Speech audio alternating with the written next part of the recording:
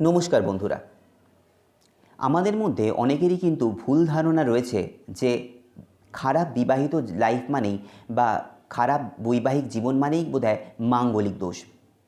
কিন্তু বন্ধুরা, অনেকেই হয়তো আপনারা জানেন না যে মাঙ্গলিক দোষ ছাড়াও কিন্তু অনেক কারণে এই বিবাহিত লাইফ বা বিবাহিত জীবন কিন্তু খারাপ হতে পারে। অনেকের জন্মকুণ্ডলিতে হয়তো এরকম ধরনের মাঙ্গলিক যোগ নেই, তা সত্ত্বেও কিন্তু তাদের বিবাহিত লাইফ মোটেই ভালো না। এবং অনেক ক্ষেত্রে এটা এমন পর্যায়ে চলে যায় যেখানে হয়তো সেপারেশন হয়ে যাচ্ছে, অর্থাৎ দুটো মানুষকে কিন্তু আলাদা হয়ে যেতে হচ্ছে। আবার অনেক ক্ষেত্রে এরকমও দেখা যায় যে কারুর জন্মকুণ্ডলিতে হয়তো মাঙ্গলিক যোগ বা মাঙ্গলিক দোষ রয়েছে, কিন্তু সেটা হয়তো নিজে থেকেই প্রশমিত হয়ে গেছে, তার যে খারাপ এফেক্ট অর্থাৎ তার যে খারাপ প্রভাব সেটা নিজে থেকে কমে গেছে কোনো কারণে।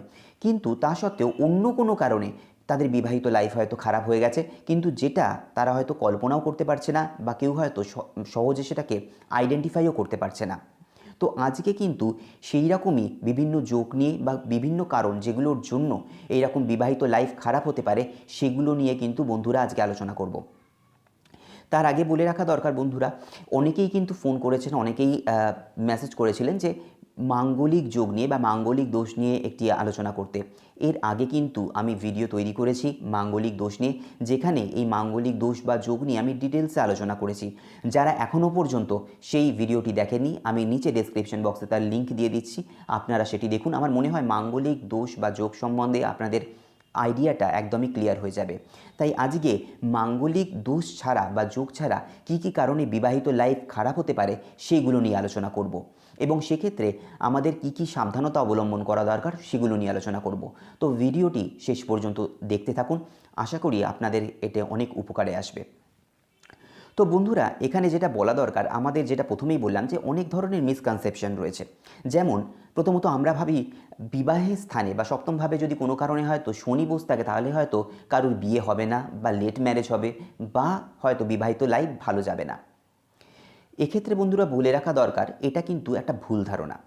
কারণ এই জন্য বলি যে প্রিলিমিনারি লেভেলের অ্যাস্ট্রোলজি নিয়ে বা ওই এবিসিডি মার্কায় অ্যাস্ট্রোলজি নিয়ে সেটা কিন্তু মানুষের খুব একটা কাজে লাগে না।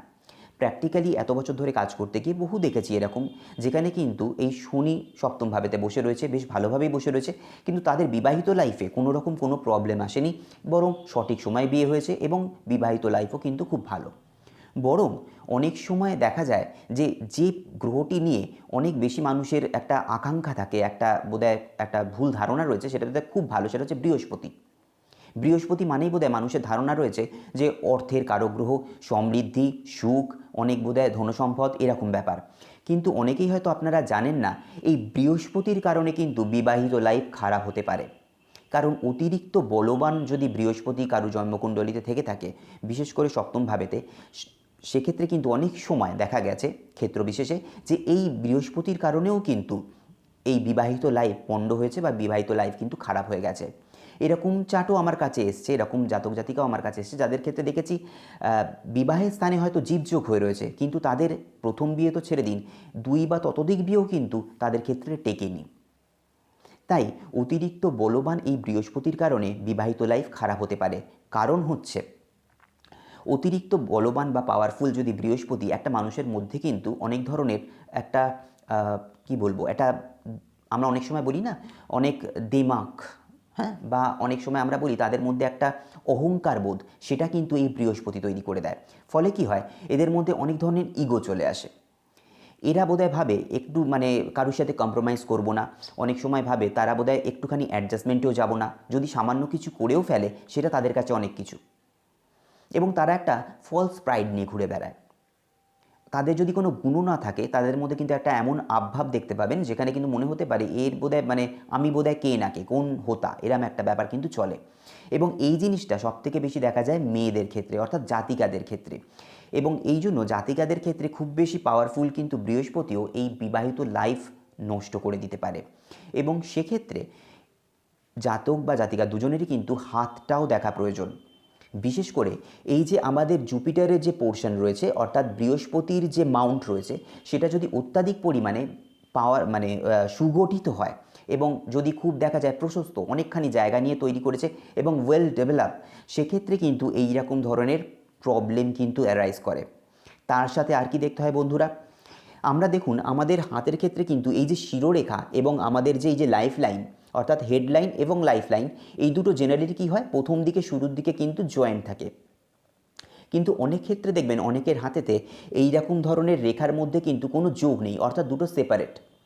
এবং তার সাথে যদি দেখা যায় এই মাউন্টটা, অর্থাৎ বৃহস্পতির মাউন্টও যদি সুগঠিত, তার সাথে এরকম দুটো রেখার মাঝখানে যদি ফাঁক থেকে গেছে, এই রকম ধরনের জাতক জাতিকা কিন্তু কারুর আন্ডারে থাকতে পারে না। তারা শুধু নিজেদের নিয়ে চিন্তা করে, নিজেদের নিয়েই সারাক্ষণ ব্যস্ত। ওই যেটা আগেই বললাম যে কোনো রকম কম্প্রোমাইজ, অ্যাডজাস্টমেন্ট এরা কিন্তু খুব একটা করতে পারে না। ফলে কি হয়, এদের বিবাহিত লাইফ কিন্তু খারাপ হয়ে থাকে। তো বৃহস্পতি কিন্তু অতিরিক্ত পাওয়ারফুল বা অতিরিক্ত ভালো বৃহস্পতিও অনেক সময় কিন্তু খারাপ প্রভাব দিয়ে থাকে। তাই এই জায়গাগুলোকে খুব সঠিকভাবে, খুব খুঁটিয়ে খুঁটিয়ে একটু দেখা দরকার। তার সাথে আরও কিছু জিনিসকে আমাদেরকে কিন্তু দেখতে হবে বিবাহিত লাইফের জন্য।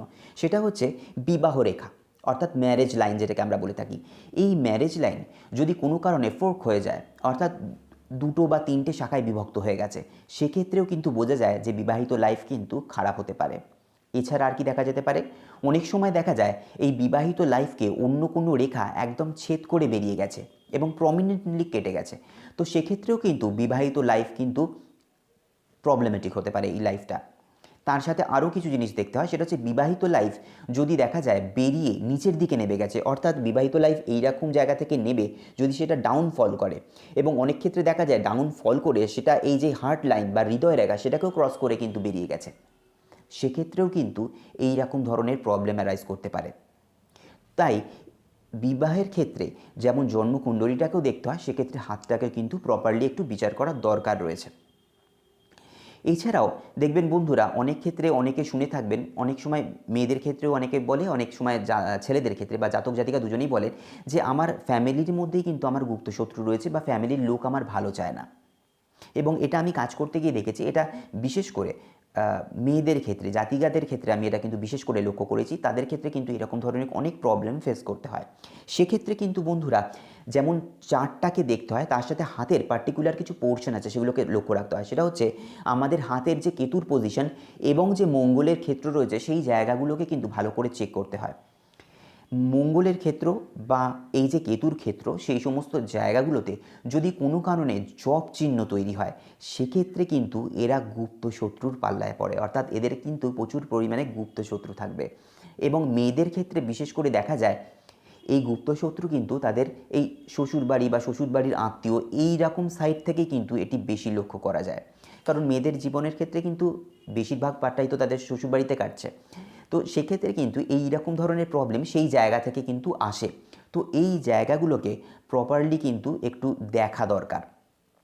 এছাড়া আর কি দরকার দেখার, বিবাহিত লাইফের ক্ষেত্রে কিন্তু জন্মকুণ্ডলীকে বিশেষভাবে আমাদেরকে যেটা প্রায়োরিটি দিতে হয়, সেখানে প্রথম দেখতে হবে যে বিবাহের যে কারগ্রহ, অর্থাৎ সেই জাতক বা জাতিকার জন্য বিবাহের যে কারগ্রহ, অর্থাৎ বিবাহের যে অধিপতি গ্রহ, সে কী অবস্থায় রয়েছে। সে যদি কোনো কারণে খারাপ অবস্থাতে থাকে, দুস্থানগত হয় বা পাওয়ারলেস হয়ে যায়, অর্থাৎ নিচস্থ হয়ে গেল, সেক্ষেত্রে কিন্তু এইরকম ধরনের প্রবলেম আসতে পারে। আবার এটাও দেখতে হবে এই বিবাহের অধিপতি গ্রহ সেই যখন কী কন্ডিশনে রয়েছে, তার সাথে দেখতে হবে বিবাহের যে স্থান, অর্থাৎ সপ্তম ভাব, সেখানের কী অবস্থা। সেখানে যদি কোনো পাপগ্রহ থেকে থাকে বা এই ভাবটি যদি কোনো কারণে পীড়িত হয়, দেখা গেল বিবাহের অধিপতি গ্রহ সেও হয়তো নিজস্ব হয়ে গেছে এবং বিবাহের যে স্থান সেটাও পীড়িত, কোনো কারণে হয়তো সেপারেটিভ প্ল্যানেট বা এই যে অশুভ গ্রহ শনি, মঙ্গল, রাহু এরকম দ্বারা পীড়িত হচ্ছে, সেক্ষেত্রেও কিন্তু এই রকম ধরনের প্রবলেম অ্যারাইজ করে। এটা যে শুধু মাঙ্গলিক দোষের জন্য হচ্ছে এরকম কিন্তু নাও হতে পারে। এবং এক্ষেত্রে আরও কিছু জিনিস কিন্তু মাথায় রাখতে হবে বন্ধুরা, বিবাহিত লাইফ মানে কিন্তু শুধু দুটো মানুষ নয়, সেখানে কিন্তু পরিবার পরিজন যারা রয়েছে তাদেরকে নিয়েই কিন্তু আমাদের সংসার, তাদেরকে নিয়েই চলতে হয়। তাই সেক্ষেত্রে এই যে সপ্তম ভাব বা বিবাহের স্থান বাদ দিয়েও আমাদের যে সংসারের জায়গা, অর্থাৎ আমাদের যে ফ্যামিলি লাইফ, সেটাকেও কিন্তু আলাদা করে বিচার করা দরকার। অনেক সময় দেখা যায় হয়তো হাজব্যান্ড বা ওয়াইফের মধ্যে প্রবলেম কোনো ক্রিয়েট হচ্ছে না, কিন্তু ফ্যামিলির যে যারা আদার্স মেম্বার্স রয়েছে তাদের দিক থেকে কিন্তু কোনো না কোনো একটা মিসআন্ডারস্ট্যান্ডিং তৈরি হচ্ছে বা কোনো না কোনো প্রবলেম কিন্তু সেই জায়গা থেকে অ্যারাইজ করছে। তো সেক্ষেত্রে কিন্তু এই যে ফ্যামিলি লাইফের জায়গাটা, সেটাকে কিন্তু আমাদের জন্মকুণ্ডলিতে বিচার করা উচিত। আর কি বিচার করতে হবে, সেটা হচ্ছে আত্মীয় ভাব। হ্যাঁ বন্ধুরা, একজন মেয়ে বলুন বা ছেলে বলুন, অর্থাৎ জাতক বা জাতিকা দুজনের ক্ষেত্রে কিন্তু এই যে আত্মীয় ভাব, সেটা কিন্তু অর্থাৎ দ্বিতীয় ভাব, সেটা কিন্তু প্রপারলি একটু বিচার করার দরকার রয়েছে। কারণ এটা যে শুধু ধনভাব তা নয়। একজন মানুষের যখন বিয়ে হয়ে যাচ্ছে, এই যে আত্মীয়রা সবাইকে মিলে যে ভাবটা তৈরি হয়, সেটাও কিন্তু এর আন্ডারে আসে। তাই এই সমস্ত ভাবগুলোকে কিন্তু পুঙ্খানুপুঙ্খভাবে বিচার করতে হবে। অর্থাৎ সপ্তম ভাব বা বিয়ের জায়গা, ফোর্থ হাউস বা আমাদের চতুর্থ ভাব এবং সেকেন্ড হাউস বা দ্বিতীয় ভাব, এই ভাবগুলোকে সঠিকভাবে দেখতে হবে তাদের অবস্থা কীরকম রয়েছে। তবে সেখান থেকে বোঝা যায় যে একটা মানুষের বিবাহিত লাইফ কীরকম হতে পারে, সেটা কতটা স্যাটিসফ্যাক্টরি হতে পারে। আবার ধরুন, বিবাহের স্থানে যদি দেখা যায় অত্যাধিক পাওয়ারফুল রবি চলে এলো এবং সেখানে রবির ওপরে অন্য কোনো প্রাপগ্রহ, মনে করুন শনি বা রাহু, এরও কিন্তু একটা অ্যাসপেক্ট পড়ছে, দৃষ্টি পড়ছে, বা কোনো কারণে হয়তো তারা একসাথে মিলে বসে রয়েছে, সেক্ষেত্রেও কিন্তু দেখা যায় এই যে হাজব্যান্ড ওয়াইফের মধ্যে অর্থাৎ পার্টনারের সাথে কিন্তু একটা ইগো ক্ল্যাশ করে অদ্ভুত রকমের। যাদের আছে তারা মিলিয়ে দেখবেন যে একজন একদিকে ওপিনিয়ন দিচ্ছে, একদিকে মত দিচ্ছে, তো আরেকজন অন্যদিকে, সবসময় কিছু না কিছু একটা ইগো ক্ল্যাশ তাদের মধ্যে লেগে রয়েছে। তো এই জায়গাগুলোকে কিন্তু দেখতে হয় বন্ধুরা। এবং এক্ষেত্রে আরও একটা যে জিনিস বলা, সেটা হচ্ছে বিবাহের আগে কিন্তু জোটক বিচার। এবং জোটক বিচারের ক্ষেত্রে আমি যেটা সবসময় বলি, দিনকাল আমাদের যে আর্থিক পরিকাঠামো সব কিছুই কিন্তু চেঞ্জ হয়ে গেছে। তো আজকের দিনে দাঁড়িয়ে আজকের মতো করে চিন্তা করতে হয়, আজকের মতো করে অ্যাস্ট্রোলজি করতে হয়। আমাদের জোটক বিচারের ক্ষেত্রে যেটা করা হয় সেটা হচ্ছে অষ্টকূট বিচার, এবং সেখানে 36 পয়েন্টের একটা কিন্তু পরীক্ষা হয়। কিন্তু এটা মাথায় রাখতে হবে, 36-এর মধ্যে 36 পেয়েই আমাদের রাজজোটক হয়ে গেল, বা 36-এর মধ্যে 32-34 পাচ্ছি মানেই যে খুব একটা ভালো বিবাহিত লাইফ আমরা পেতে চলেছি, অথবা এই 36-এর মধ্যে একটা আমরা অ্যাভারেজ লেভেল পাচ্ছি, 18-19 পাচ্ছি মানে যে আমাদের খুব খারাপ বিবাহিত লাইফ হবে, এরকম কিন্তু মোটেই না বন্ধুরা। যেটা আমি প্রথমেই বললাম, আজকের দিনে দাঁড়িয়ে কিন্তু আজকের মতো করে করতে হয়। কারণ আজকের দিনে আমরা সবাই পড়াশোনা শিখছি, আমরা শিক্ষিত, আমাদের কিন্তু অনেক ওপেন মাইন্ড নিয়ে আমরা চিন্তা করি। তাই আমাদেরকে আগে দেখতে হবে ইন্ডিভিজুয়াল চার্ট, প্রত্যেক চার্টটাকে ইন্ডিভিজুয়ালি বিচার করে দেখতে হয় এদের মানসিকতা কীরকম। কারণ আপনারা হয়তো খেয়াল করে থাকবেন, আমাদের ঠাকুমা দিদিমার একটা কথা বলতো যে সাথের মানুষটা বা পাশের মানুষটা যদি সৎ হয়, ভালো হয়, গাছতলাতে গিয়েও শান্তিতে থাকা যায়। অনেক দামি কথা এটা বন্ধুরা। এক্ষেত্রে যেটা দেখা দরকার সেটা হচ্ছে একটা মানুষের তার টেন্ডেন্সি কোন দিকে, তার মানসিকতা কীরকম, তার স্বভাব কীরকম, তার সাইকোলজিটা কীরকম।